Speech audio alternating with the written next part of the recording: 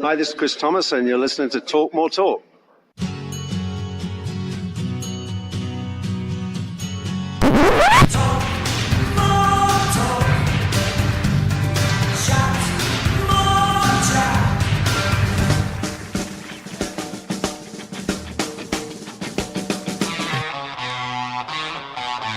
Peace and love, everybody. Ringo here. Beautiful day in LA.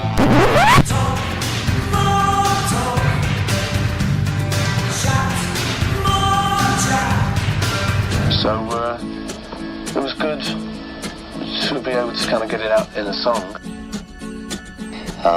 The whole, origin of where we're all coming from.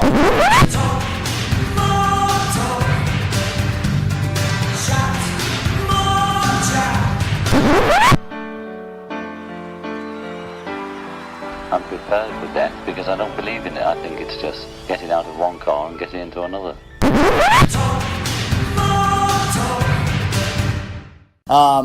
We're going to go ahead and get started. And I've got things recording, so don't give away anything like personal information. Don't start reading off your bank details. Okay? I know everybody wants to do that. We're very delighted to do our first in-person Talk More Talk. I know some of you are avid viewers of the show. None of my cats are here, so they won't be crawling around. They were not willing to make the trip because they're divas, one and all, and I apologize for that. But in any event, we're so thrilled that you're here with us for this special edition, and of course our guest is Chris Thomas.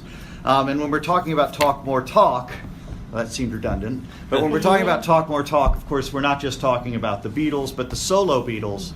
And we know we have some good questions. Apparently, Kit here has miles of them. So it's really just Kit and Chris today. Yeah. But we have, of course, our usual folks are here.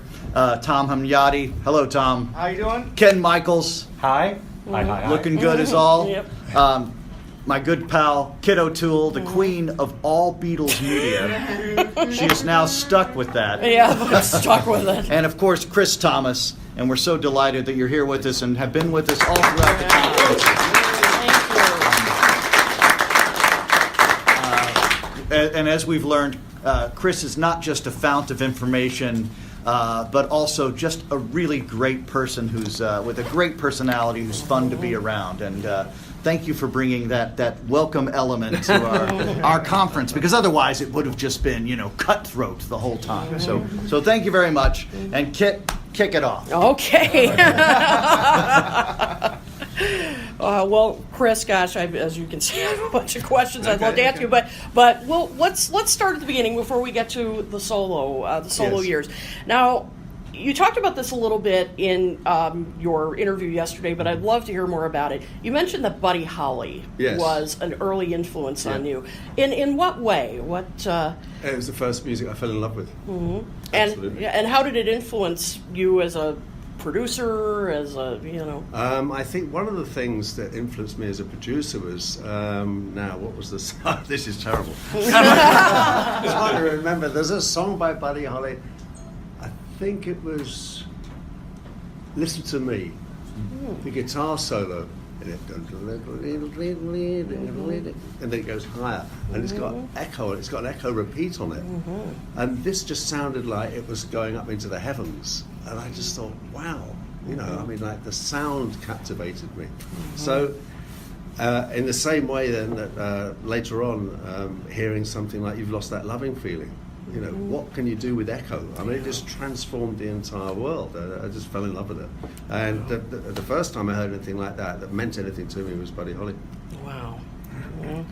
And he was so ahead of his time, I think, in terms of composition. Absolutely, and writing it and doing everything himself, one-man band. Yeah, absolutely. So then, of course, you move on and you're working with the Beatles. And first, what was your reaction? I'd love to know this. When George Martin, went on vacation and said, "You're on." He didn't say I'm on. Yeah. That's all right. Yeah, that's true. He didn't. It was just like carry on sitting at the back.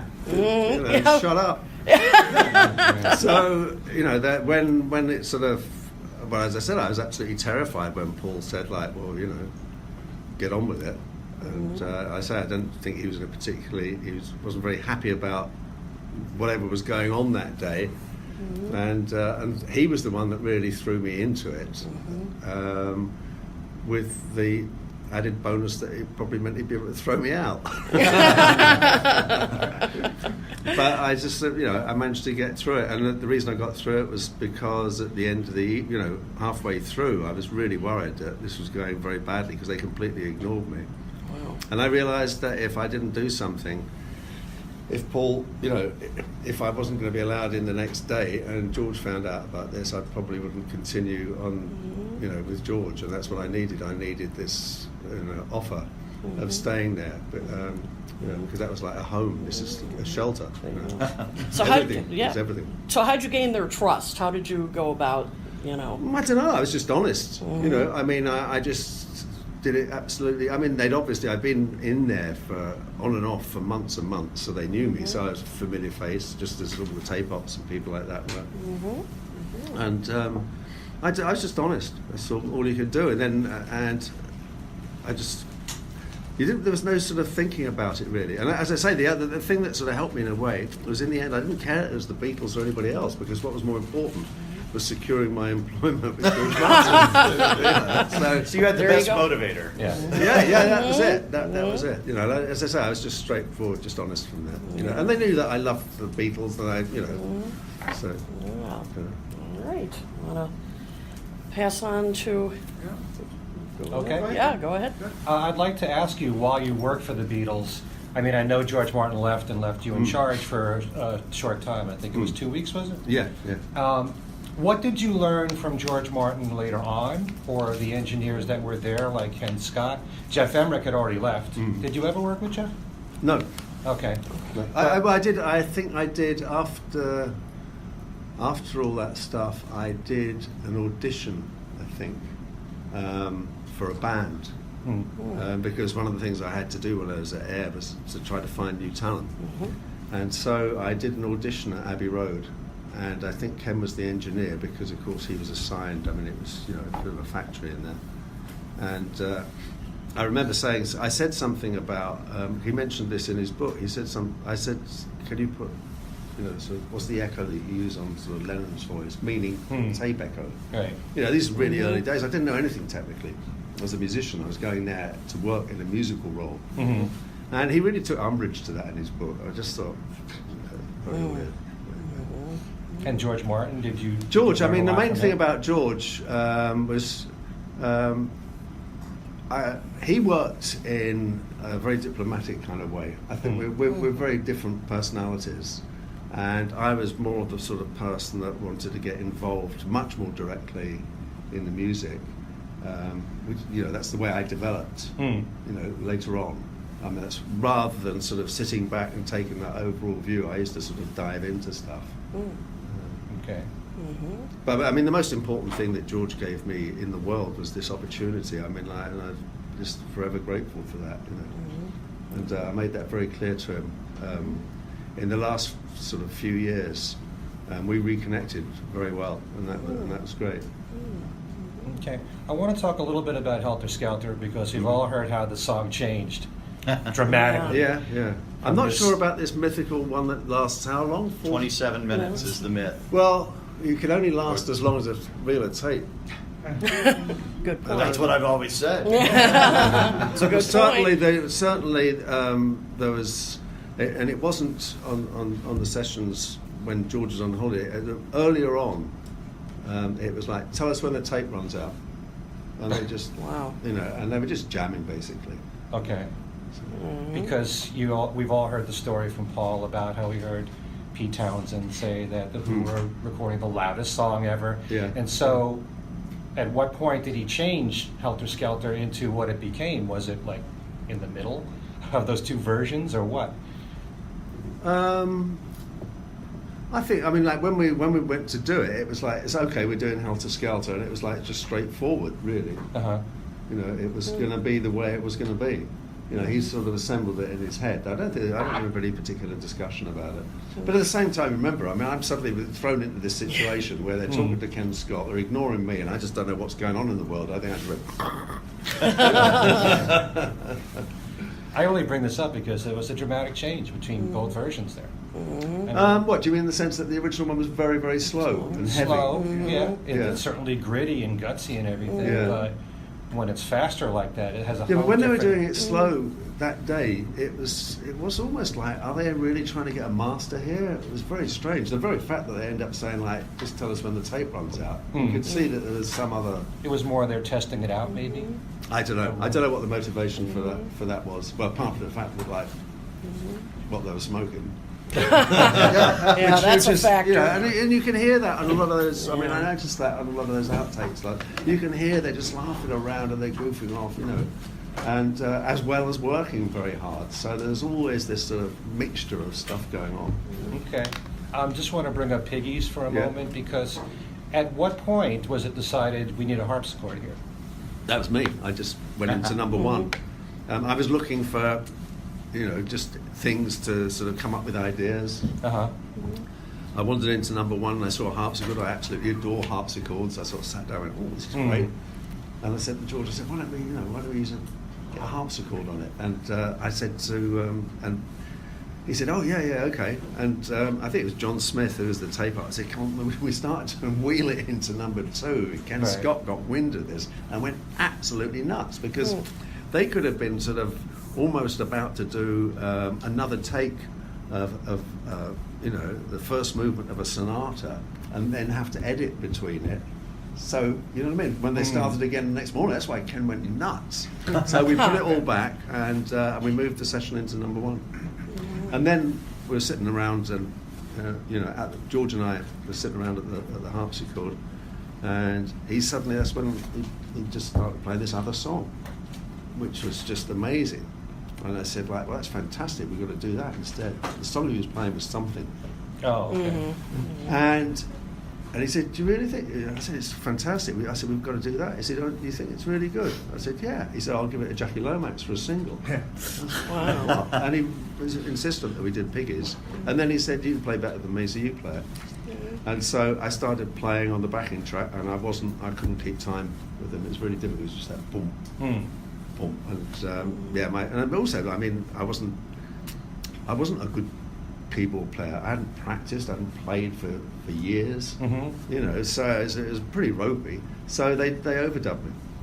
Wow, well, it was perfect what you added to it. But what gave you the feeling to have, obviously it's a harpsichord, but such a classical overtone to that? And how did George react to that? Well, they said play a solo. So I sort of wrote a solo, and I'd written a little kind of Bach-inspired thing when I was a kid, which I called the minute sonata after the minute waltz, in the sense it did actually last a minute with the first and second and third movement, and diddle diddle diddle diddle diddle diddle diddle diddle diddle diddle diddle diddle diddle. So that's why I was sort of used to fiddling around playing. Well, and I think we've just heard some of the box set, the White Album set, but I think your harpsichord with that remix comes out beautifully. I mean, it really jumps out of the mix. Are you pleased with the way it turned out? This remix.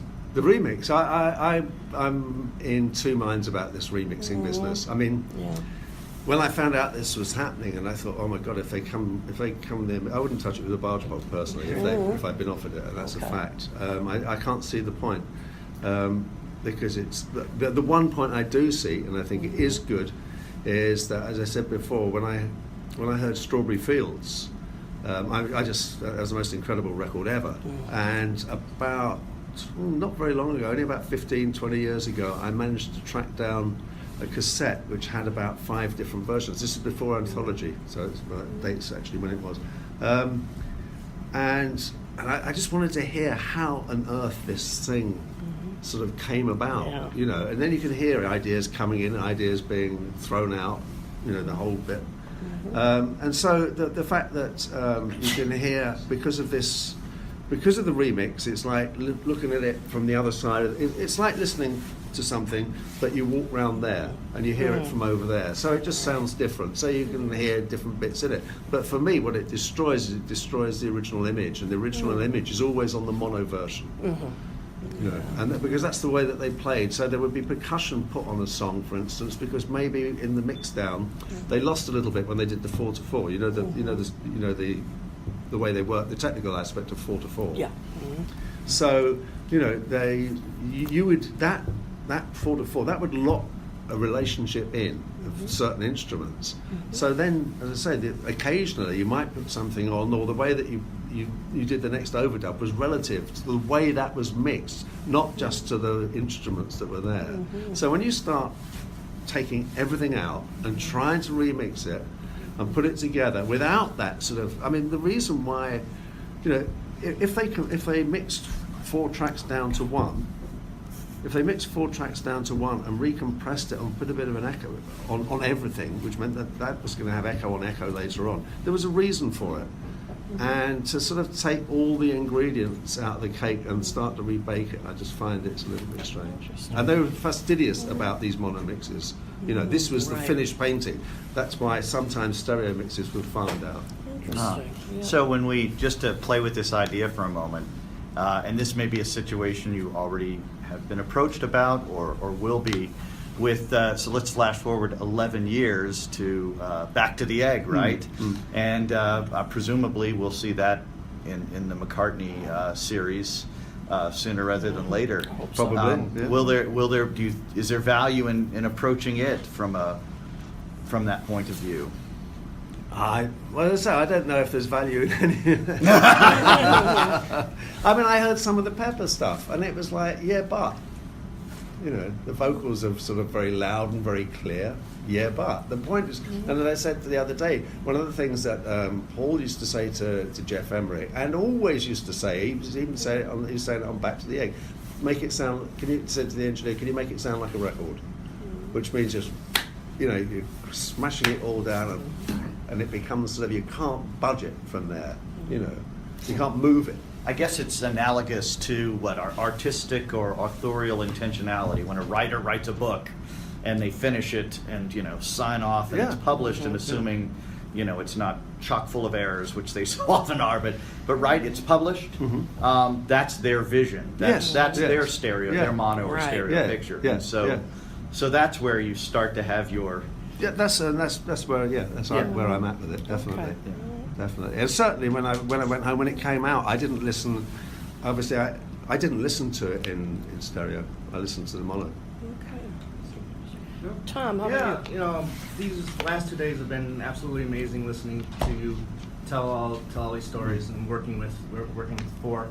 My favorite song on the White Album that you touched on a little bit yesterday, I'd like to add, see if you can add a little bit more to it. Happiness is a Warm Gun. I just love the 3 segments of the song. The song is brilliant in my opinion. Can you talk about how John presented it in the studio? Was it all initially just 3 songs that he wanted help to forge together? Because I know it was a real band unity on this song. Yeah. And talk a little bit about Happiness is a Warm Gun, please. Really, what happened? The thing about Happiness was, it took pretty well 2 days to get the backing track. Okay. And the reason for that was because they were having to learn all these time changes and perform this as a song. Right. And, you can hear how complicated it is. Apart from the normal complications of finding out which parts people are going to play, the fact that you had all that stuff going on as well. And it just took a heck of a long time to chisel away to get there. And it finished up with, some really good performances. And it turned out that the first part of one take was edited onto the second part of another tape, and that's how the backing track was done. It took a long time, and it was just basically them out there playing it and playing it and playing it and getting it better and better and better. Real hard work. But with they had this real sense of purpose. It was fantastic.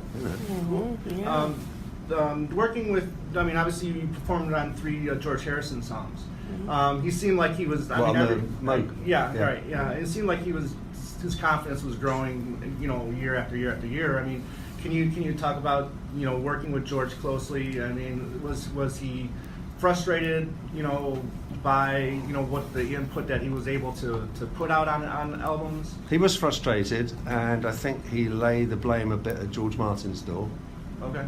I felt Wow. I did feel that. I must be honest. So I mean, I sort of ended up on the White Album working with him sort of more than anybody else. Right. And then later on, when I did the solo stuff, the only stuff I didn't know I played on 3. I played on Isn't It a Pity. I did 2. There were 2 tracks we did that day. Okay. And then at another occasion, I went to Trident, and that's when he'd been doing all these vocals for My Sweet Lord. And I sort of heard this huge sort of choir of. Right. I mean, hearing something like that in the studio when you hear them isolated, it's like, it's incredible. But when I did, he had a Moog synthesizer, and I persuaded George Martin to buy one. And this thing arrived, and we looked for the sort of instruction manual, where's the on switch and everything else. There was nothing. There was a blueprint. Wow. That's all there was, a blueprint. Right. And George basically said, well, good luck, Chris. That was it. He lost interest immediately. Right. And I was very lucky, because then we knew Mike Vickers, who used to be in Manfred Mann, because he was the one that programmed George Harrison's Moog for things like Maxwell Silver Hammer.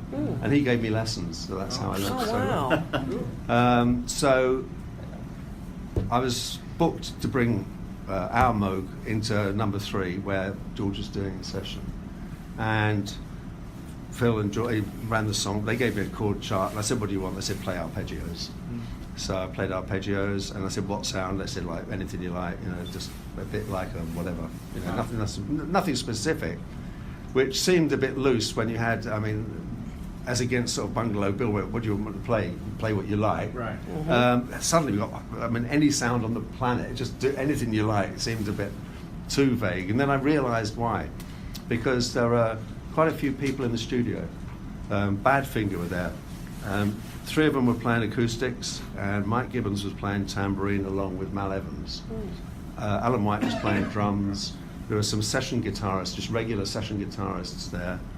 I think there's a session, I can't remember who, there's a pianist there, I think. And we started running it down with George, I think, behind me, playing the acoustic and singing. And we're sort of running it down, and all of a sudden sort of Billy Preston walked in and sat down at the organ. And a couple of minutes later, Ringo walked in and sat down on a second set of drums. Right. And then Eric Clapton turns up.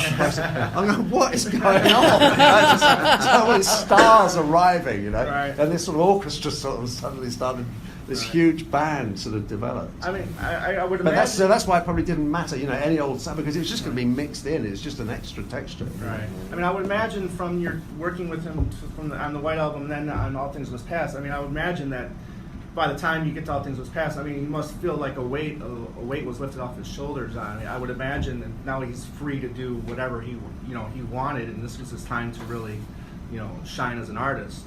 Yeah, but that was just, I think if anybody's making a record, then they're in there just to do the best thing they can. So, obviously it was a really important thing for him, tremendously, because it was the first thing, since the Beatles. So it was a chance also, as you said, it's a chance for him to actually say, oh, you've been missing out. Right. This is what I can do. Right. Yeah.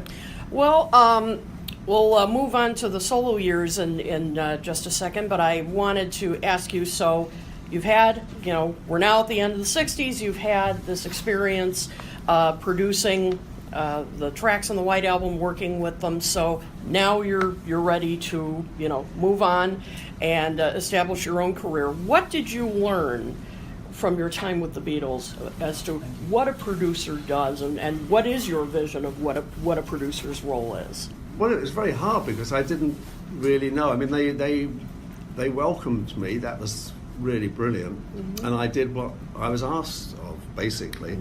And I think a producer's role is to, if the record should be better at the end of the day as a result of your involvement.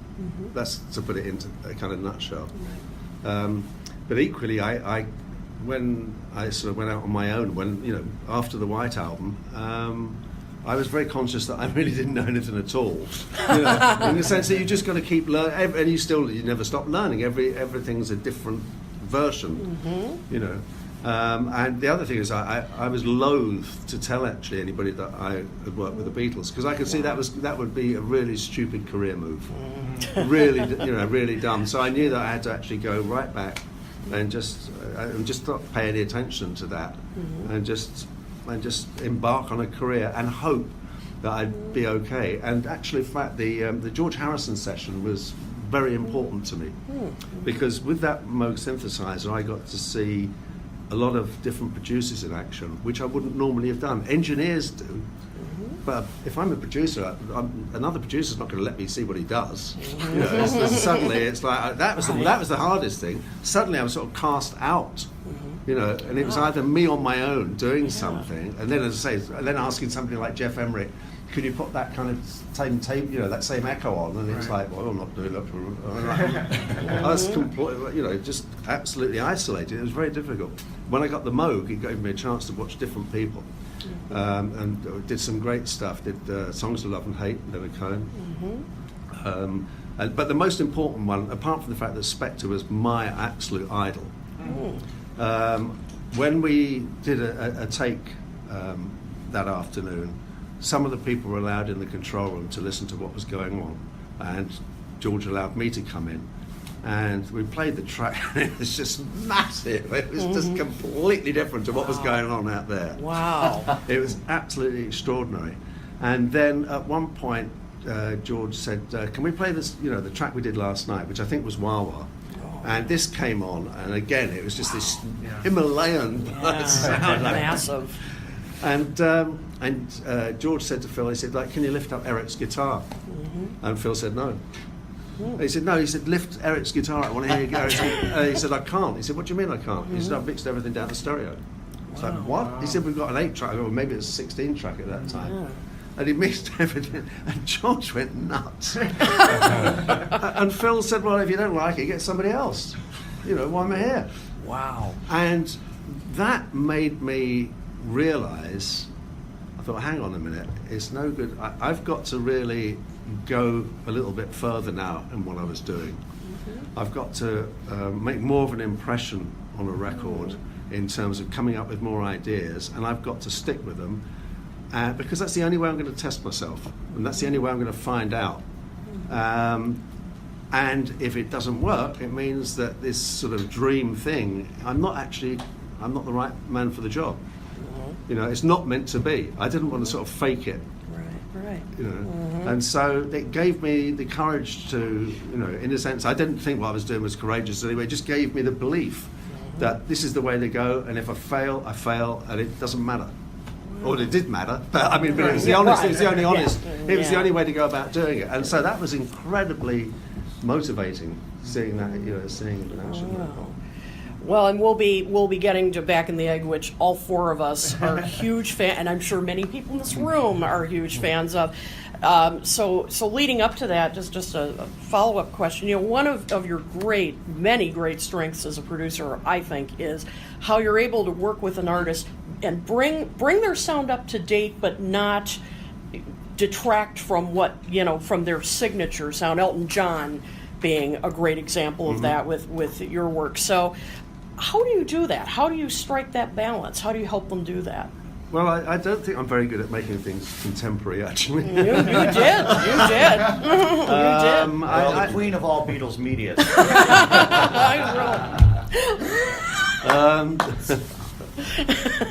I don't know. It's that thing of just follow your nose, trust yourself, and if people don't like it, maybe I would certainly argue my case if I think I'm going in the right direction, but also prepared to sort of step down if everybody's against it. Yeah, because I just think your work with Elton John, as I said, in the late 70s and throughout the 80s. I mean, I think you just did a wonderful job of keeping his style, but you made it sound contemporary that time. Well, I think what helps there is one of the things when I started working with him, one of the things I really sort of pushed for, I wanted to get the original band back. And so when we did Too Low for Zero, we had the original band. So it's the musicians make the sound more than anything else. I think there's that thing about Muscle Shoals, and everybody went to Muscle Shoals expecting to make records to sound like that. And then the bands, all the musicians went up to New York, and it sounded like Muscle Shoals. It had nothing to do with the studio, you know. And so it's the musicians that bring their own character, and you can hear that character. So on Elton's records, for instance, when they do backing vocals, when the three of them, when Davey D and Nigel did backing vocals, you can't replace that with another voice. When we did I'm Still Standing, Davey, who always used to take the lower part, was ill. And so Elton said, I'll take his part. And it sounded completely different. It did not work. End of. So we had to wait until he got better. But so in the meantime, because Elton's such a fast, he came up with the yeah ideas, and we did those with him. But for the sort of actual pads, it had to always be that you couldn't replace it. So you're working with certain colours, you know. All right. Wow. All right. Okay. I just want to expand on what Kit just said, and I really think that your work sounds very contemporary to me from decades ago. Absolutely. I can listen to the Pretenders right now, and it could have come out today. Yep. Really. Same thing with In Excess. And I love the sound of those records. I think you did a phenomenal job with those. The Townsend albums. Yeah. Yeah. But can we start on Back to the Egg? Yeah. Ken's ready. He's ready. Oh God, this is going to be a difficult one. Okay. I want to start with the never-ending debate about the concept of Wings and whether or not it was a collaborative group. Because you always have people, especially on social media, saying that Wings was Paul and sidemen working with him. And depending on who I've asked, and I've interviewed Denny Sywell, who said the exact opposite. It was a very collaborative effort between the group. Lawrence Juber has said the same thing. Lawrence said to me if he had an idea on the guitar and he brought it to Paul and he liked it, he'd use it. From what you observed in the studio, do you think Wings was really a group effort, or was it Paul dictating to the musicians what he wanted? It wasn't so much a question of dictating to the musicians. I mean, like, if you're putting a backing track down, then you learn your part and you play it. But then Paul he was, without any question, the person in charge. You know, he would then take it from there. Okay. You know, so it was. I mean, I can't speak to what happened earlier on with Denny Sywell, but yeah, I'm Back to the Egg. I mean, that's the way it was done. I mean, you'd put a backing track down, and Paul knew what he wanted most of the time. You know, so it wasn't saying I want you to play this and I want you to play that. He didn't do that. Because that first part is like, let's see what happens. You know, and then you start shaping it. So I think that's the thing I learned from him as well. It's like in that kind of way of working. Did you witness times when different members of Wings came up with an idea and Paul accepted it? Oh gosh, that's a difficult one. That's a difficult one. I really can't remember of particular instances. Just seems to one me, way or the other, really. if you listen to something like Old Siamser, the drum sound from Steve Holley and what he added with his fills and everything sounded like his own contribution. Oh, absolutely. But again, that's what I was saying. Similar to what I was saying about, for instance, when working with Elton, the musicians bring their own personality. So, yeah, I mean, the drummer's free to. He's there as the drummer, so I can't remember Paul ever sort of saying. There might be a particular fill and a bit of, you know, I mean, all these things are going on all the time. You know, so he might say, I don't like this and let's do that. Right. But effectively, you know, Steve plays he plays the drums and that's that, you know. Okay. I mean, that's how most bands work. I mean, again, using Elton as an analogy, I mean, you had to work so fast with him. About the second or third run through of a song with him used to be almost the take. So, you know, the drum, it was just like you're playing it and you're taking it. It was that quick. You had to be that on the ball. Now, obviously, then you go back to overdubbing stuff and working parts. Right. You know. And so then you might sort of replace a guitar part and do something else. And Back to the Egg did become very, very long and it did become laborious. So there was obviously a lot of that stuff going on. And a lot of it is kind of erased from my memory because it did go on for such a long time. In fact, I feel that it got to the point where we were making the album worse, not better, truthfully. What do you do when you're in a situation like that and you're in the producer's chair and you can feel this tide turning like that? That has to be alarming. I would think. Very difficult, because to be really frank about Paul, I mean, you could see on the, some of the film that we saw yesterday. I mean, Paul is very determined about what he wants, and he's right. That's what makes him. He is the genius. He is a genius. It's extraordinary. I mean, he doesn't just sort of work very quickly, but he works at this high level all the time. So I would say something sometimes, and normally it was pretty collaborative, but towards the end it wasn't. And it got to the point where he started wanting to introduce new songs, different things that he had done previously, basically when he'd done them on his own, and tried to sort of bring them into the record, which was pretty dispiriting, quite honestly, because it sort of meant that he'd sort of lost faith a little bit in what we were doing. And we had a studio have you heard about Replica Studio? The studio, the studio in the basement there. MPO. And and David Bowie came down one afternoon, and Paul started playing the tracks. Bowie was effusive, and I thought, okay, I love this. Oh, this is fantastic. Oh, this is like, and then all of a sudden, Paul slips in one of these songs. I thought, oh, what? And Bowie went, don't like that. I thought, oh my God. And Bowie got them all. He actually did every single other one. Yeah. Got flicked. And by the time, the next day we were back to the original album. Wow. Very interesting. So, Were there times when you disagreed with the way Paul wanted things? yeah, obviously. Yeah.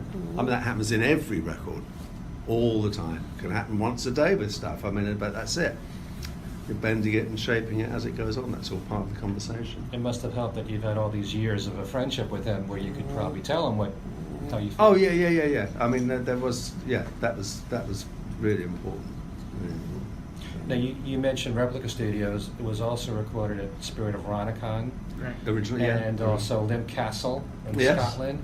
Yeah. Was that all done for inspiration, and how did you feel about working in so many different locations? Did that just slow the whole process down? I don't think it slowed things down too much. It was just an interesting way of doing things, and it did give you different sort of angles on something. So originally, I think it's a good way of not being stale. It just throws up new possibilities all the time. So it forces you to work in a slightly different way. So that was good. It's interesting that you mentioned the Bowie story, which is very nice. I'd mentioned Love Awake yesterday. Yeah. And you had, was it Pete Townshend? No, Arrow Through Me. Ah, it was Arrow Through Me, right. And how a visit could... Well, yeah, here we had, this is a good one. We were in number 3 at Abbey Road, and Townshend, Pete was recording an orchestra. He's doing some orchestral session in number 1 for some project he was working on. And he came in to say hello to Paul. And this is before I was working with Pete. I didn't, because this was 78. I didn't work with Pete until a year later. Although I did know him. But that's irrelevant.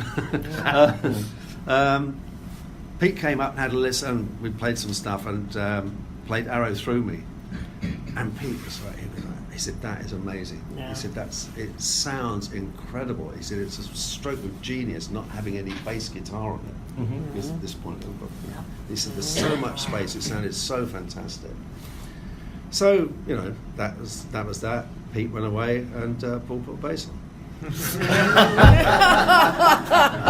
And this song had been hanging around for months and months and months.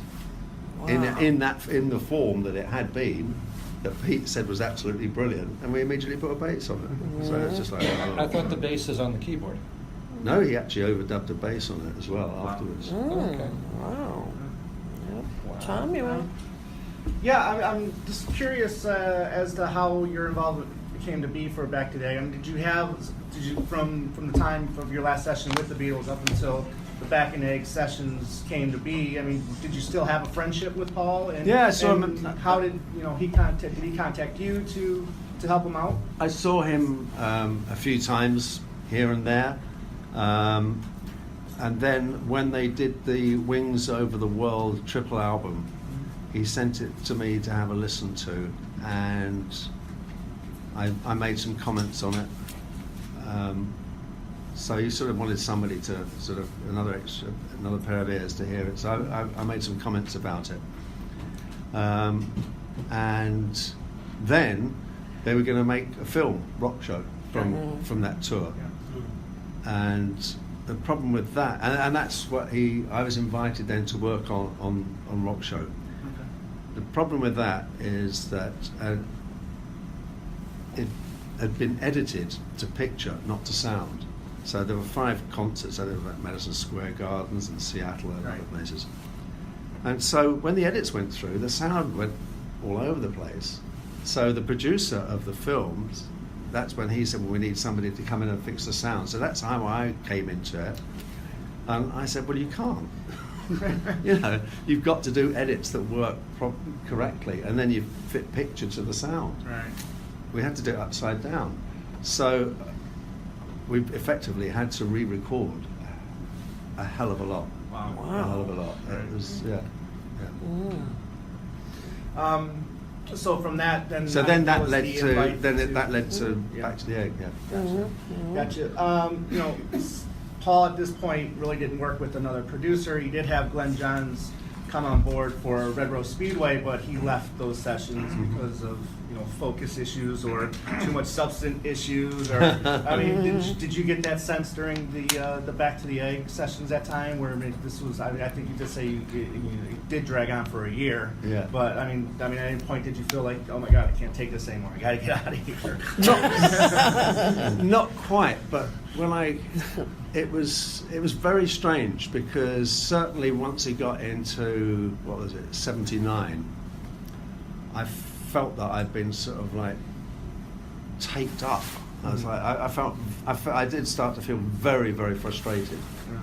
And when I came out of the sessions, when the record was finished, Chrissie Hynde, who I knew well from a few years beforehand, she approached me about producing The Pretenders, and I said, I just don't want to go in the studio. I just don't want to go back in the studio. But so I had 2 completely conflicting things going on. I didn't want to go to the studio. At the same time, I felt so frustrated that in actual fact, when I did go back to work, and the reason I went back to work was, first of all, I went to see the band, who were great. Secondly, she sent me a demo tape with 4 songs on it. 2 of those songs were Private Lives and Brass in Pocket. And when I heard Brass in Pocket, the tempo wasn't right, but it sounded to me like an Al Green. Yeah. Right. I went, if we get that sorted, well, that's a hit. Right. Mm-hmm. So that was the reason why I started to get involved with them. And then Townshend came. He asked me to make his record, so I was making 2 records at once, and that was I think that was the thing. I was sort of pulled back like a catapult, and then when I was released, I finally went bang. No stopping. Some of the tracks that you enjoyed working on Back to the Egg. I think I enjoyed working on all of them initially. I just didn't like the fact that when you labour at something, you can almost hear the fatigue in the finished product. I think when it goes on and on and on. There was a freshness. A friend of mine who used to be an engineer at Air London, many years later, he found a bootleg of the Rannican stuff, and he said it was so much better then. I went, there you go. And that was unsolicited, and he just said, and that's how I felt about it.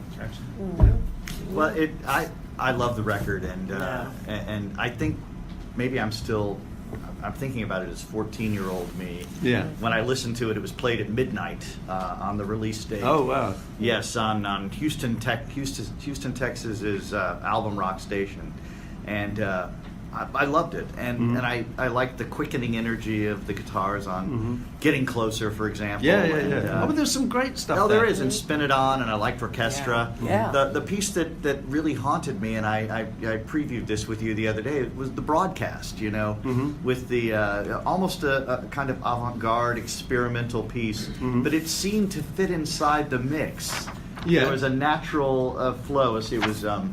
It went from Winter Rose, Love Awake, the 2 pairs of medleys, and then it went to So Glad to See You Here, and there was a nice fluidity but what was it like recording the broadcast? How does that even come up? I mean, and of course, future English major me also liked the fact that it had poetry in it, right? Well, first of all, Yeah. I haven't heard it since 1979. Well, let me fix that for you. and actually, this will be good for our friends here. We've got a chance and we'll Oh, take it. gosh, We yeah, may yeah, win yeah. or we may lose. Oh, it's We may fantastic. even have to cut and run for it. Well, it won't be the first time I've run, and it won't be the first time I've Gee, I been can't even caught. remember the It's a strings game or of anything. It's gone. It's like Ken Scott saying what was like with Eric Clapton or while my guitar gently weeps. He said, I can't remember him coming into the studio. And he engineered it. I immediately, and it was after midnight, so I was breaking several rules as 14-year-old me when I was Of course, listening of to course. it. I was starting to nod off, not because of the production, because I was just tired. And it kind of jerked me awake, and I thought, well, this is different. Yeah. To be quite honest, I think the reason why I've got a kind of jaundiced sort of view of it is that I was just so tired out by the thing by the time it finished that I don't, as I said, from 78 onwards, I felt really, and I was involved. I mean, like they didn't, I was still given complete involvement in everything. I was just tired out by it, and that's the reason. So I can, that's the reason I just don't feel sort of that fond of it. I'm sure if I listen to it again, I might sort of suddenly go like, I mean, as soon as I heard that, I thought that's fantastic. Well, and he told me, Chris here, the other day that he has 2 reactions to when you hear your music years later. Oh yeah. Well, it's one or the other. It's either like I just bury my head in shame. I just cannot believe how horrible the mix I've done is. So that's normally the first thing. The mix is atrocious. Not this time, though. Or I hear something that I've done. I thought, how the hell? It's so good. It's so perfect. I can't conceive how I managed to do it in the first place. And I go, I better give up now because I can't possibly do anything like that again. So it's a total extreme sort of reaction to all of it. Queen? Before we move on, I just want to mention that the reason I brought up about Elton John and your sound is that, one of the things I love about Back to the Egg is the sheer variety of sounds on it, and one of them is, that he was tapping into punk and new wave. I mean, at the time, and that's what Old Siam was definitely. And even Spin It On. I mean, so. I mean, and you go from that to Baby's Request. I mean, it's that's just amazing. But yeah, that's what I was sort of getting at is, okay, so Paul says to you, I want to, experiment with what's going on right now, punk and new wave. How do you, work with him on that to say, okay, we want him to sound contemporary, and if he wants to explore that, but not sound, because it never goes over the top. I mean, it sounds convincing. Yes. Well, really, I think the whole ethos. I never bought the whole ethos of punk particularly, other than the fact that the good thing that came out of it was like if you couldn't play, you could join a band. So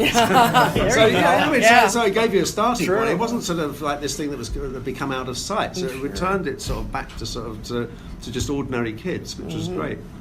But the most important thing that happened was it really went back to sort of rock and roll roots. If you listen to the Sex Pistols, I mean, it's all sort of like it's Chuck Berry stuff, and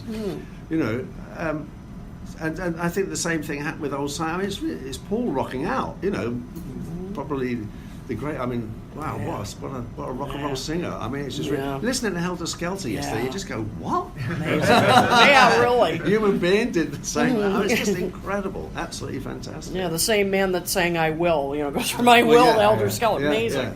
And then didn't he do "I'm Down" and Eleanor Rigby the same day? It was "I'm Down." I've just seen a face, and yesterday. Yeah. Oh, sorry, yesterday. Yeah. Yes, yeah. I mean, I just taught it. Yeah. Oh, well, there you go. Well, you have to show the students the magic of, look, this is a single day. Well, and this is a genius. This is the point.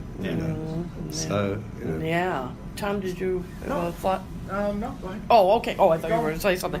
All right. So before we get to Run Devil Run, you're all going to have to indulge me for a moment. I really want to ask this. Yeah. No.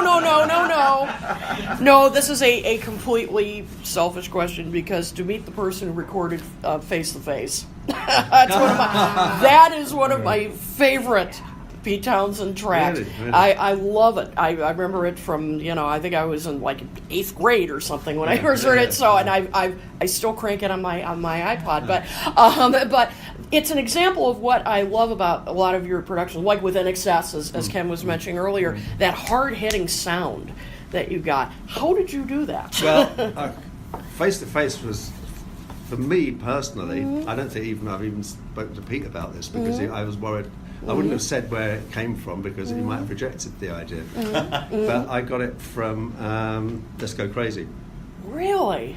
Oh, yeah. Which is the most incredible opening sequence of any film ever. Yes. And so I got that. Nice. I got that whole idea. And Simon Phillips, who is the most extraordinary drummer, I asked him to play, because I'm pretty sure the bass drum was a sample and running through it. And I didn't want a sampled snare because I didn't want it to sound the same. I didn't want it to sound like a beatbox. I wanted it to sound like drums. And so I asked Simon, and he's one of the few people on the planet that would be able to do it. I said, I just want you to go da da. Here it is, real quick. Yeah, So, you got to hear this. You got to probably pretend you're does playing this the first. bass drum in order to synchronize yourself. Right. And he actually did it. Yeah, listen to this. Yeah. And then you bring it up, right? I remember. But we get the idea. Yeah. Yeah. So that's where I got the idea from. Wow. But then you needed somebody like, and obviously Prince didn't do it like that. I mean, God knows how he did it, what he did it, but that's the influence I took. And unfortunately, I had somebody as good as Simon to be able to do it. Wow, and I hear it now. I hear the Prince influence, definitely. So thank you. I wanted to ask you about that.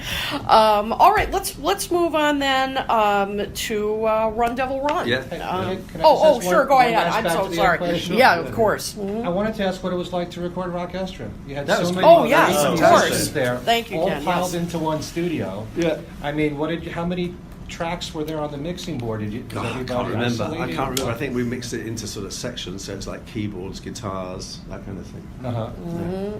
Was it very complicated? Well, the idea was to make it simple, so that there was no sort of, everybody stuck to the script. Otherwise, it would be it would be like a Charlie Mingus record gone mad. And so, the guitars played their part, and John Paul Jones was playing piano as well as Gary Brooker. And John Paul Jones was playing lots of sort of extra sort of stuff. And I went down there and I said, and I meant it as sort of tongue-in-cheek, I said, no jazz, right? Yeah. And so later on in the evening, once it was all finished, I sort of bumped into him. I said, "Do you enjoy it?" And he said, "Yeah," until he said no jazz and walked off. But it was fantastic. I mean, it was brilliant. It was brilliant. And it's so weird because the gestation of that, Paul and I both had the same ideas, and I was talking about my idea of, because I had it's quite it's a bit of a long one. Maybe we should skip on and go on to something else. But I don't mind. But well, the point is, I had this idea in the same way that in sort of a big band, you get all the saxes suddenly stand up and play sort of the bit. I thought, wouldn't it be great nowadays? I specifically thought of something that I did on the Badfinger album, "Wish You Were Here," where there's a guitar solo and it's 6 guitars and there's 6 comb and paper, like kazoos. I thought, wouldn't it be great to do this live and have 6 guitarists and 6 blokes on kazoos or comb and paper doing the solo, but then and 2 drummers and this, that, and everything else, and just do it as a gig like that. Right. And Paul said, "Oh, I thought of that as well." He said, "Except I've got a name for it." I said, "What's that?" He said, "Rockestra." Bingo. So we went out and did it. It's fantastic. All right. Well, glad you asked that, because that is an incredible record, and it sounded like, you had a lot to direct. There was a lot of people involved, and it, but it never becomes chaotic. Because it had to be structured. That's the point. Exactly. Okay, It had to be done like an orchestra.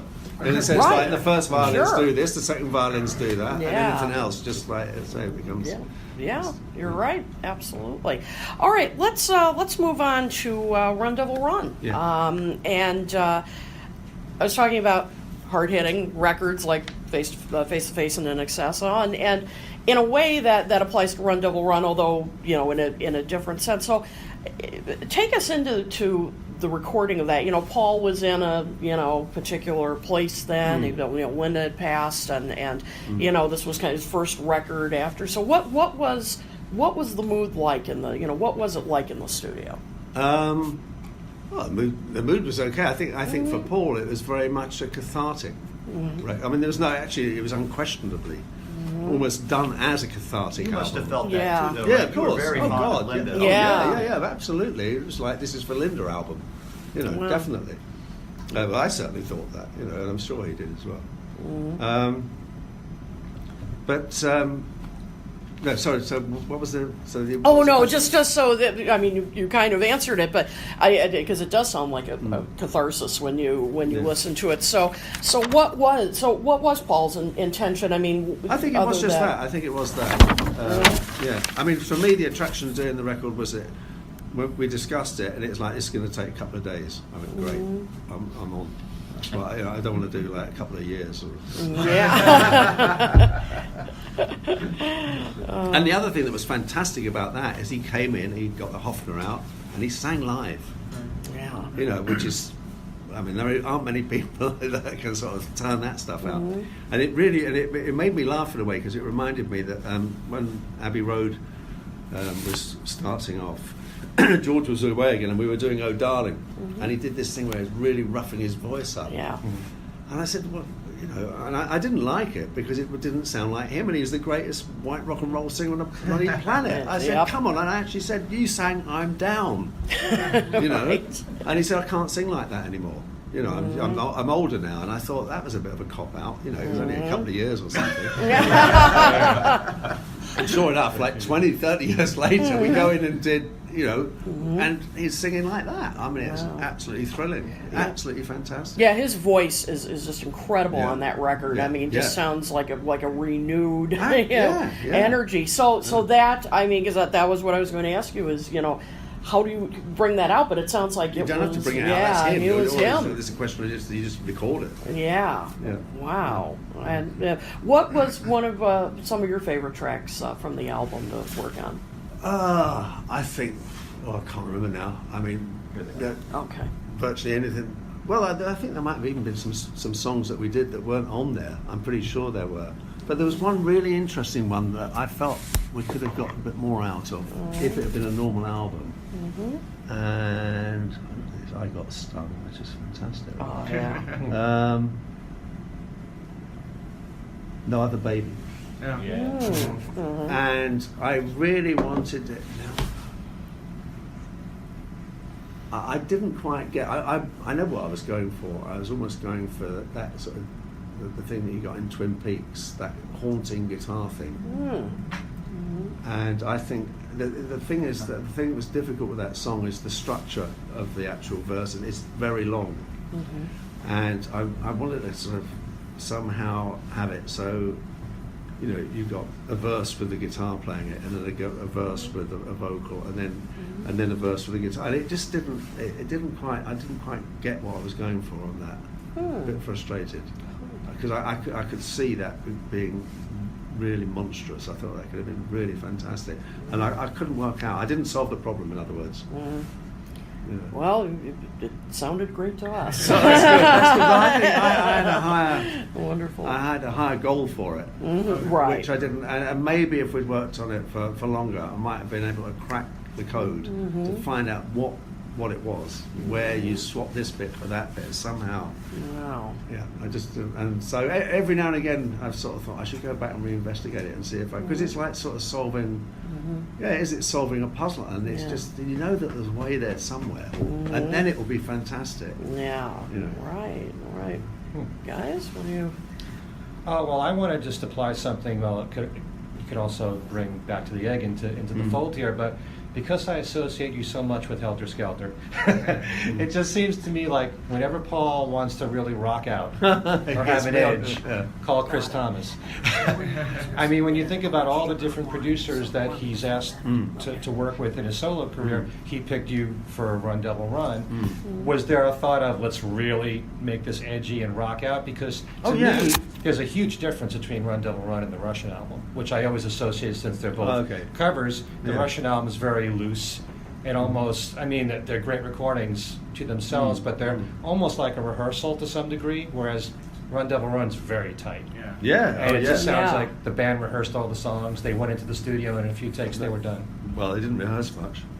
No, definitely not. They're just a great band. Although there was a bit of tension there because Gilmour didn't like Ian Pace as a drummer. Wow. In fact, he persuaded Paul to get Dave Mattox in. Right. And we tried something, and I think Dave Mattox is on one of the tracks, and he was so on, he was so perfect, it just sounded sterile. And so, you know, the fact that I'm in the rehearsal and I wanted, because that was my choice to get Ian Pace in, and I wanted him there because I knew it was going to sound, you know, a bit mad. You need the drummer to be a bit mad, you know. Otherwise, you can just use a box to do it for you. And I don't mean this against Dave Mattox, but he was absolutely, you know, spot on. And that's why when I worked with Simon Phillips, he was a bit like that. I actually tried to get him to be a bit more, you know, to rock out a bit more. Gotcha. And I think possibly what used to happen, Linda was a big, you know, a big voice in Paul's ear.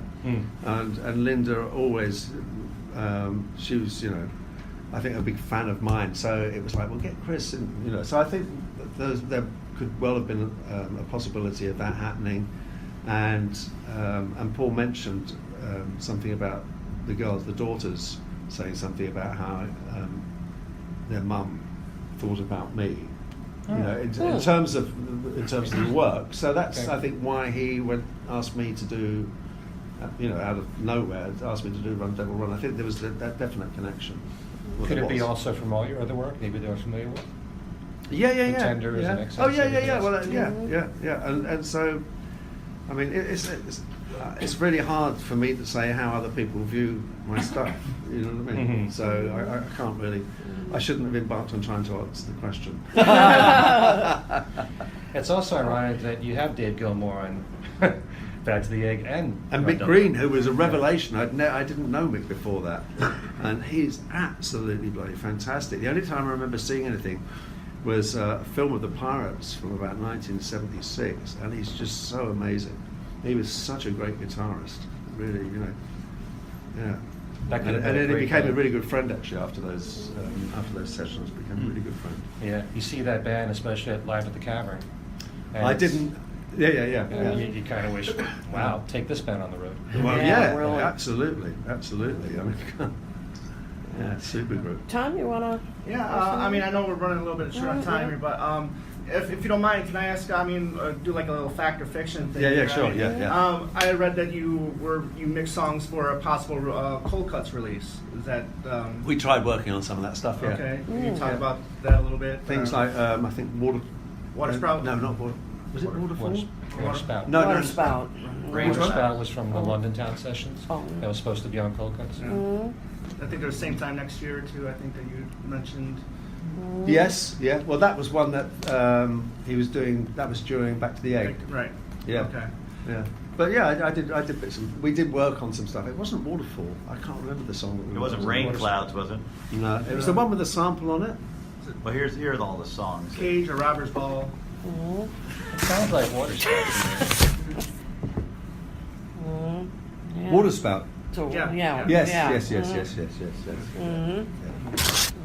Sorry. All right. Cool. Ken.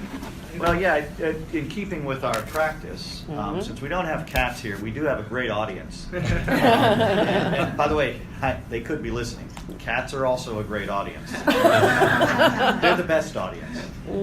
But having said that, we always take questions online from our viewers, and we have one online question that the Queen will share, and then we're going to move to I'm making that stick. Yeah, and you we're are. going to Good open Lord. it up here. We still have about 11 minutes. Yep. So. All right. Let me throw out the reader submitted question or viewer submitted question first, and then we'll open it up. The viewer wrote, your work with Bill Price on the Sex Pistols album is astonishing. Could you discuss the process for folks unaware of how great that production is on that record, please? This is a bit of a long one. Okay, when we did Anarchy, that was with Glenn in the band, and we had to sort of edit the backing track together for that. That was quite difficult doing that backing track, I think. Nothing against Glenn. Then we went into the studio on Boxing Day of '76. Glenn had been fired from the band and was invited in as a session musician, so Glenn didn't turn up. Worked with, so I had to do it with Steve and Paul. Now, every bit of downtime, this is going to be quite a long answer. Okay. Every bit of downtime, Steve and Paul, where the gear was set up outside, they run through their set, which was about 30 minutes long. So they just played this. This was just like rolling out, it's like playing it like a machine. It was just like right all the time. So we went in to cut the first track, whichever one it was, of which out of those four we did things like we did EMI, No Future, Pretty Vacant. And you didn't know if it's like it sounded perfect, but you can't really tell with just a guitar and drums. It's so odd. So I said to Steve, I said, can you try putting some bass on? Because I really don't know where we're going with this at all. And I said to Bill, I said, record everything that he does, because then maybe we'll do a few little ideas. We can start stitching them together and work out a part. Steve went out there and played exactly what he played on the guitar, on the bass guitar, an octave below. Wow. And it was just like, bang. That's it. Yeah. That's what it is. Now, the other thing that happened was that I was never a fan of stereo. As I pointed out earlier on. But I wanted to utilize it to the best effect, and so I came up. My idea was mono deluxe. So if it comes out the left, it comes out the right, and in addition to that, stuff comes out in the middle. So once we put the bass down, Steve's guitar would be on the left. I get him to double track it, and then we'd harmonise one of the tracks, so that we actually ended up with, I think normally we'd have a guitar on the left, the double track maybe on the right, and the harmonizer in the middle. It depended. But that was the template for everything. And I've never made a record before which has had a template and it's stuck to, and that's that.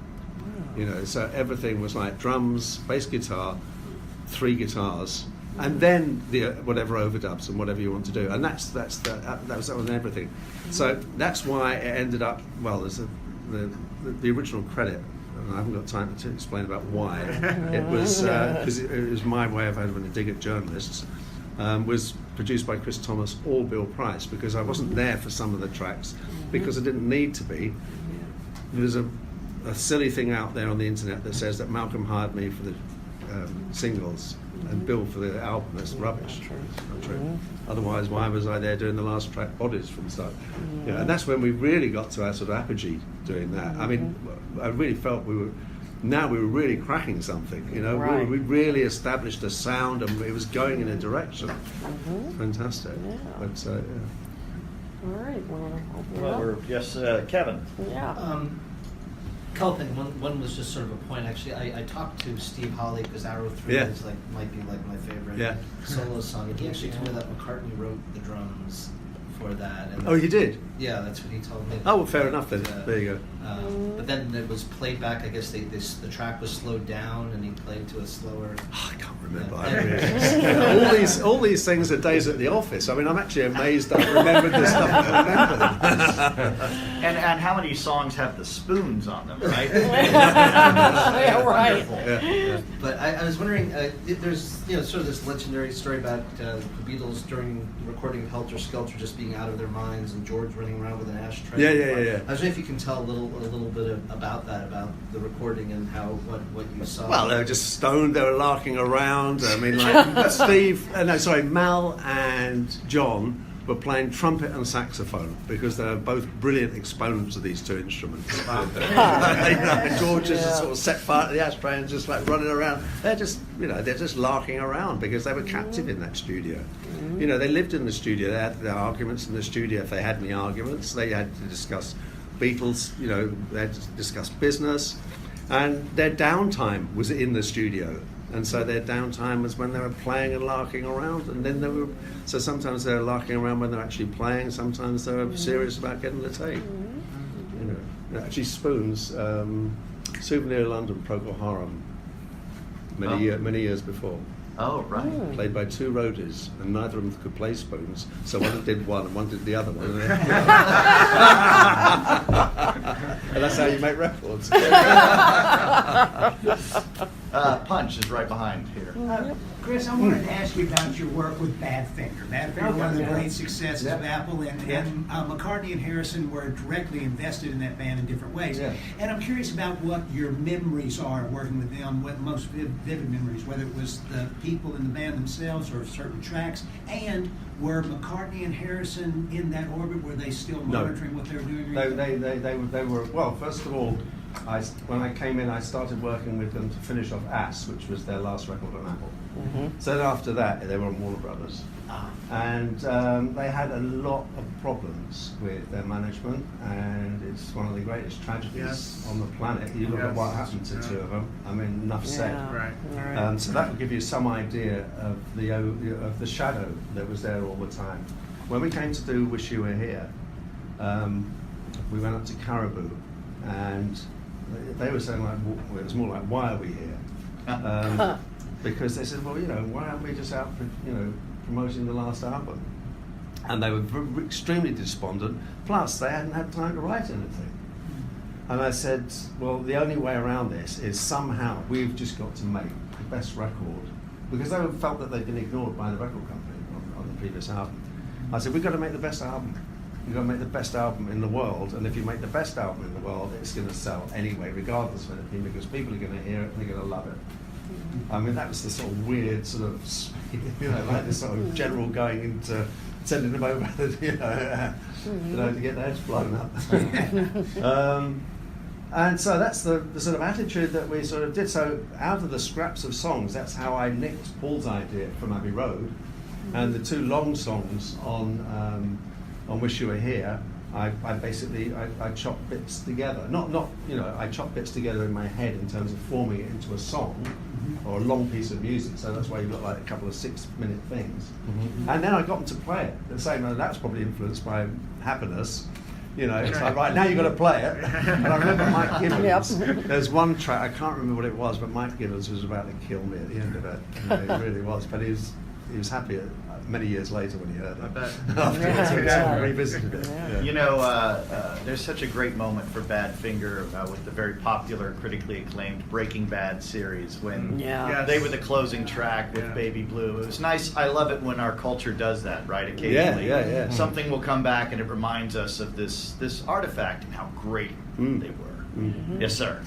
I was going to say the flip side of that is the last track in was the one bringing back that Journey song. Yeah. For me, Yep. Exactly. My question, Chris, is pertaining to, again, with Paul on drums. Can we dispel this notion, if you recall, see one of the people in the room? That's Paul at the end of Dear Prudence, right? Not Ringo overdubbing. I wasn't there. I wasn't there for Dear Prudence. Well, I'm pretty sure it was Paul played drums on Ballad of John and Yosho. I think that's just the two. On Dear Prudence, and there's a rumor, I personally don't subscribe to it, but I'm not an expert. Don't know, because I wasn't there. Ringo overdubbed the end section. Okay. And sorry. Someone's going to... It's going to remain a mystery. Right. Okay, Ken Scott. We could ask Paul or Ken Scott, Ringo, they might not remember. Ken Scott might remember, but as I say, he didn't remember Eric playing the guitar. Right. I thought he was going to go to the old Siam Sir instrument switching question. What's that? I thought you were going to go there too, Tom. Fact or fiction that Wings switched instrumentation on that track? Oh, from the video? Yeah. Which I've never bought into. It has quite an internet life. Oh, I can't remember. Well, that's probably you do try. No, because the thing is, sometimes you just try a sort of crazy idea, and it sticks. So you move on to the next thing, and then it's sort of like so many years later, somebody says, "Do you remember that?" And you go, "No." I mean, I was asked to do an interview about my keyboard part on brass in pocket. And I said, sorry, I didn't play keyboards on it. And I told Martin, I said, these guys are nuts. You know, I told one night I was out with Martin Chambers, and he said, yes, you did. He said, what? I played a clavinet part, which was definitely influenced by Mr. McCartney. And it's there's a little thing jumping along, you know. Very Wow. nice. Well, Chris, this has been a great pleasure. Sure has. Thank you. On behalf of our wonderful team and the Queen of all media, thank you for talking more talk with us. Thank you.